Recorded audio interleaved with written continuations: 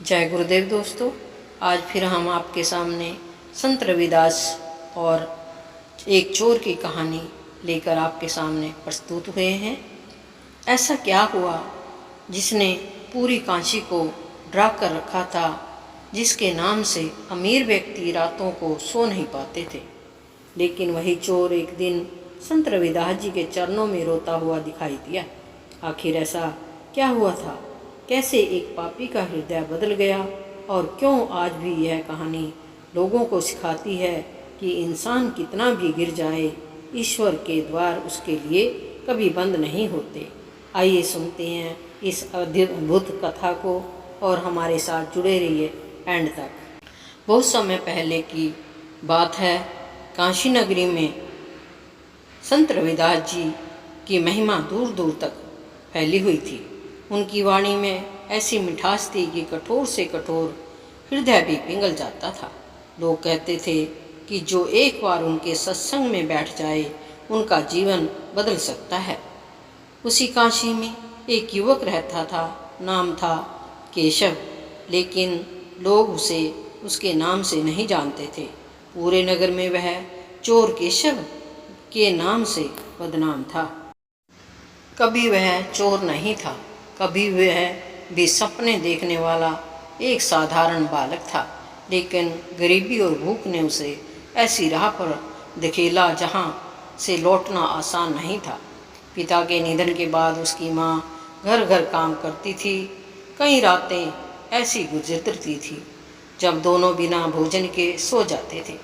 धीरे धीरे उसके मन में संसार के प्रति क्रोध भर गया। उसे लगने लगा ईमानदारी गरीब के लिए अभिशाप है। और एक दिन उसने पहली चोरी कर ली। पहली बार उसके हाथ कांपे, दिल तेजी से धड़क रहा था। लेकिन जब वह पकड़ा नहीं गया तो उसका डर खत्म हो गया। धीरे धीरे वही लड़का काशी का सबसे चालाक चोर बन गया। धन बढ़ता गया, लेकिन मन की बेचैनी भी बढ़ती गई। फिर एक रात एक ऐसी घटना घटी जिसने उसके जीवन की दिशा ही बदल दी। चोरी करके लौटते समय उसने देखा कि कुछ लोग एक संत के चारों ओर बैठे हैं। वह संत प्रेम से भक्ति और मानवता की बातें कर रहे थे। वे संत रविदास जी थे। केशव हंस पड़ा, ये लोग भी कितने मूर्ख हैं। लेकिन तभी उसके कानों में एक वाक्य पड़ा, मनुष्य कितना भी अंधकार में चला जाए, यदि उसके भीतर पश्चाताप जाग जाए तो ईश्वर उसके लिए प्रकाश का मार्ग खोज देते हैं। ये शब्द उसके हृदय में कहीं गहराई तक उतर गए। एक दिन संत रविदास जी आश्रम में बैठे हुए थे। अनेक भक्त उनके उपदेश सुन रहे थे।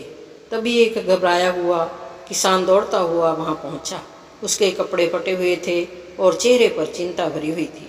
वह संत रविदास जी के चरणों में गिर पड़ा। महाराज, मेरी सहायता कीजिए। संत ने उसे उठाया। क्या बात है बेटा? किसान रोते हुए बोला, मेरी पूरी जीवन भर की कमाई लुट गई। सभा में सन्नाटा छा गया। किसान ने बताया कि वह अपनी बेटी की विवाह के लिए वर्षों से धन जोड़ रहा था, लेकिन डाकुओं ने उसका सारा धन लूट लिया। अब उसका सब कुछ चला गया। यह सुनकर लोग बड़े दुखी हुए। केशव भी वहीं बैठा था। किसान की बात सुनकर उसे अपना पुराना जीवन याद आ गया। कभी वह भी ऐसे ही लोगों की खुशियां लूट लिया करता था। उसका सिर शर्म से झुक गया। संत रविदास जी ने किसान को सांत्वना दी और कहा, धैर्य रखो, ईश्वर कोई न कोई मार्ग जरूर निकालेगा। किसान चला गया, लेकिन उसकी पीड़ा केशव के मन में रह गई। उस रात केशव को नींद नहीं आई। बार बार उसे किसान का रोता हुआ चेहरा दिखाई देता। अचानक उसके मन में एक विचार आया। उसे याद आया कि नगर के बाहर जंगल में एक डाकुओं का गिरोह रहता है। जब वह चोरी करता था तब कभी कभी उसका सामना हो जाता था। उसे शक था कि वही लोग किसान का धन लूट करके ले गए होंगे। और सुबह होते ही वह संत रविदास जी के पास पहुँचे। कहने लगे, गुरुदेव, मुझे एक कार्य की अनुमति दीजिए। उन्होंने कहा, क्या करना चाहते हो बेटा? गुरु रविदास जी, गुरुदेव, मैं किसान का धन वापस लाना चाहता हूँ। संत कुछ क्षण उसे देखते रहे। फिर बोले, यह मार्ग आसान नहीं होगा। मैं जानता हूँ तुम्हारे प्राणों को खतरा भी हो सकता है। केशव ने दृढ़ स्वर में कहा, यदि मेरे कारण किसी दुखी व्यक्ति की सहायता हो सके तो यह जीवन सफल हो जाएगा। संत रविदास जी ने उसे आशीर्वाद दिया और अगले ही दिन केशव जंगल की ओर निकल पड़ा।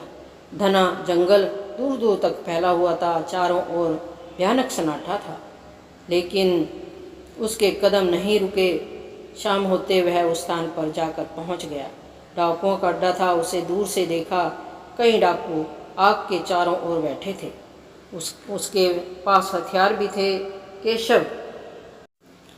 केशव ने ध्यान से देखा। उसे एक थैली दिखाई दी जिस पर किसान के गांव का निशान बना हुआ था।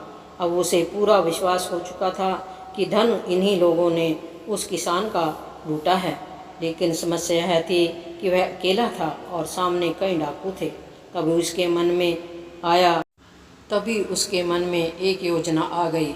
वह साहस करके डाकुओं के सामने चला गया। पहले तो डाकू उसे देख कर के चौंक पड़े। फिर उसके सरदार ने पूछा, तुम कौन हो? केशव ने उत्तर दिया, मैं केशव हूँ। कुछ डाकू उसे पहचान गए। अरे, यह वही चोर है। सरदार हंस पड़ा। सुना है अब तू संत बन गया है। सभी डाकू हंसने लगे, लेकिन केशव शांत रहा। उसने कहा, मैं लड़ने नहीं आया हूँ, मैं केवल एक गरीब किसान का धन वापस लेने आया हूँ। सरदार की हंसी और तेज हो गई। और यदि हम ना दें तो, केशव ने शांत स्वर में कहा, तो कम से कम मेरी बात तो सुन लो। सरदार ने उत्सुकता से अनुमति दे दी। केशव ने उसे अपने पूरे जीवन की कहानी सुना दी। कैसे वह अपराध की दुनिया में गया, कैसे उसे कभी शांति नहीं मिली, कैसे संत रविदास जी ने उसका जीवन बदला और कैसे आज वह दूसरों का दुख देख करके स्वयं दुखी हो जाता है। कुछ डाकू उसका मजाक उड़ाते रहने लगे, लेकिन कुछ लोग चुप सुनते रहे। जब वह बोल के चुप हुआ तो अचानक एक वृद्ध डाकू की आंखों में आंसू आ गए।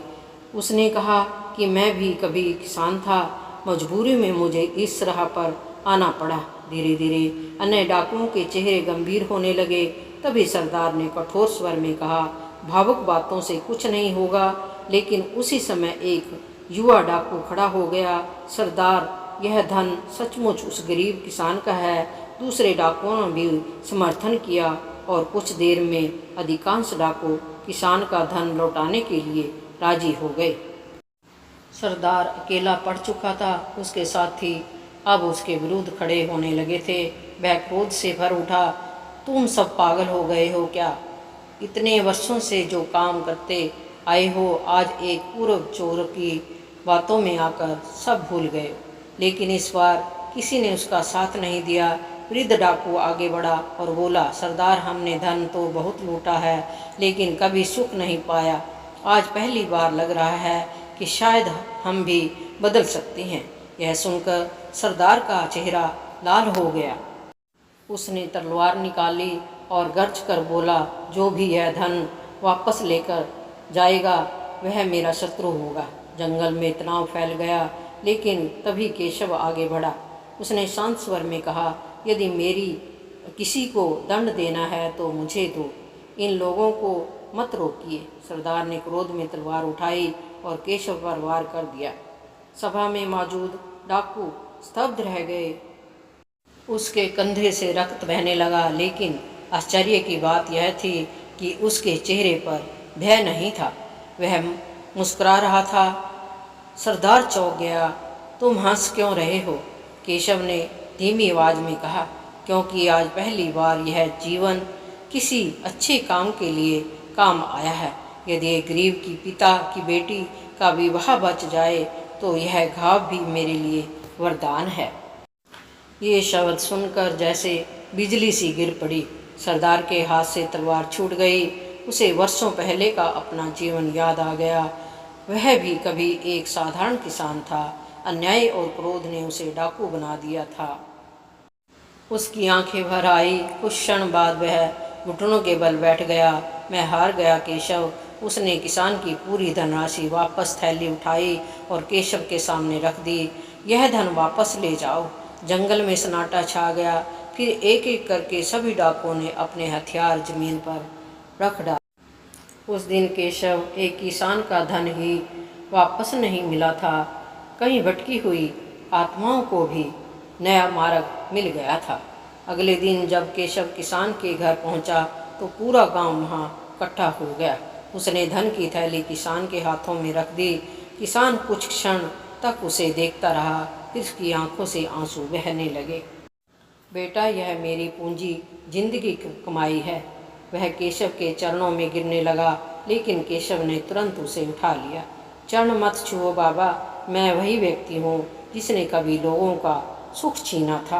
किसान बोला, नहीं बेटा, जो अपने पापों का पहचान ले और दूसरों का दुख दूर करे वह साधारण मनुष्य नहीं रहता। गांव वालों की आंखें भी नम हो गई। जब यह समाचार पूरे काशी नगरी में फैला तो लोग आश्चर्यचकित रह गए। जो लोग कभी उसे चोर केशव कहते थे, वही अब सम्मान से उसका नाम लेते हैं। कुछ दिनों बाद संत रविदास जी ने एक बड़ी सभा बुलाई। सभा में हजारों लोग उपस्थित थे। संत रविदास जी ने केशव को अपने पास बुलाया। फिर सभी लोगों से कहा, देखो, यह वही व्यक्ति है जिसे कभी लोग चोर कहते थे। सभा में सन्नाटा छा गया। संत आगे बोले, मनुष्य अपने अतीत से नहीं, अपने वर्तमान से पहचाना जाता है। यदि ईश्वर किसी को बदले का अवसर देता है तो हमें भी उसे स्वीकार करना चाहिए। फिर उन्होंने केशव का हाथ पकड़कर कहा, आज से वह केशव नहीं, सेवा और पश्चाताप का जीवन उदाहरण है। सभा संत रविदास जी की जय जयकार करने लगी। उस दिन के बाद केशव ने अपना पूरा जीवन सभा, सेवा, भक्ति और परोपकार में लगा दिया। जिस हाथ से कभी चोरी करता था, उसी हाथ से अब गरीबों को भोजन मिलता था। जिस मन में कभी लालच था, वहाँ अब भगवान का नाम बस गया था। और काशी के लोग अपने बच्चों को यह कहानी सुनाकर कहते थे, पाप कितना भी बड़ा क्यों न हो, सच्चा पश्चाताप और सही मार्गदर्शन मनुष्य को फिर से महान बना सकता है। जय गुरुदेव। दोस्तों, वीडियो अच्छी लगे लाइक करिए, शेयर करिए, सब्सक्राइब करिए, कमेंट करिए, बेल आइकन को हिट करिए। धन्यवाद।